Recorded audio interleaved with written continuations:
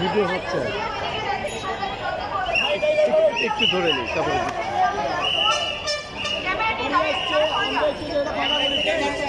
একটু ভালো করি প্লিজ। এইখানে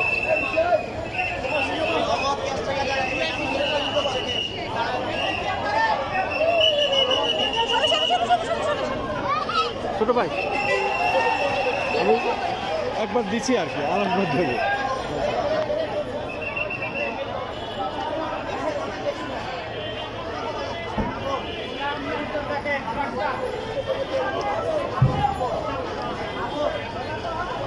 দর্শক, আমরা এক সপ্তাহ বেশি প্রত্যেক দিনই আমরা এখানে আসি, আমাদের সাধ্যমতো যতটুকু পারি আমাদের লোকজন নিয়ে এসে আমরা ত্রাণ সামগ্রী বা নগদ অর্থ দেওয়ার চেষ্টা করি। এবং আমরা আজও এসেছি, প্রায় এক সপ্তাহ বেশি হলো। আমরা দেখতে পাচ্ছি বিভিন্ন দেশের প্রত্যন্ত অঞ্চল থেকে, এলাকা থেকে মানুষ এখানে আসছেন বন্যা দুর্গত এলাকা মানুষের জন্য সাহায্য দেওয়ার জন্য, অর্থ দেওয়ার জন্য। এখানে দিলে পরে যথাযথ স্থানে পৌঁছে দেবে। ঠিক আমি আজ এখান থেকে টিএসসি এলাকা থেকে, ঢাকা বিশ্ববিদ্যালয় এলাকা থেকে বলতে চাই আমাদের পক্ষ থেকে, আপনারা যার যতটুকু সাহায্য আছে, যার যতটুকু সাধ্য আছে, যে যাই পারে অন্তত এখানে দেন। বানভাসী মানুষ, বন্যা দুর্গতদের জন্য একটু সাহায্য করুন।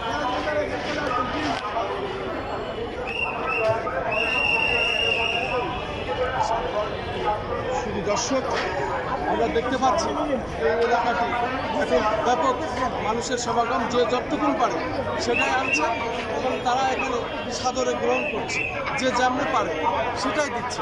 আমরা দেখতে পাচ্ছি বানভাসী মানুষদের জন্য, বন্যা দুর্গত এলাকার জন্য এখানে সাহায্য নেওয়ার বেশ একটি সুন্দর অবস্থান সৃষ্টি করছে ছাত্ররা, বিশেষ করে।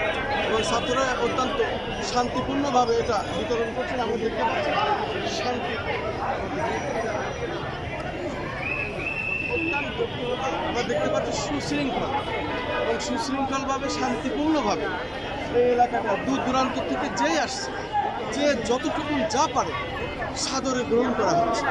এবং এই অর্থ তাদের মাধ্যমে বন্যা দুর্গত এলাকা, বিশেষ করে যারা বানভাসী মানুষ, তাদের কাছে পৌঁছে দেওয়া হচ্ছে।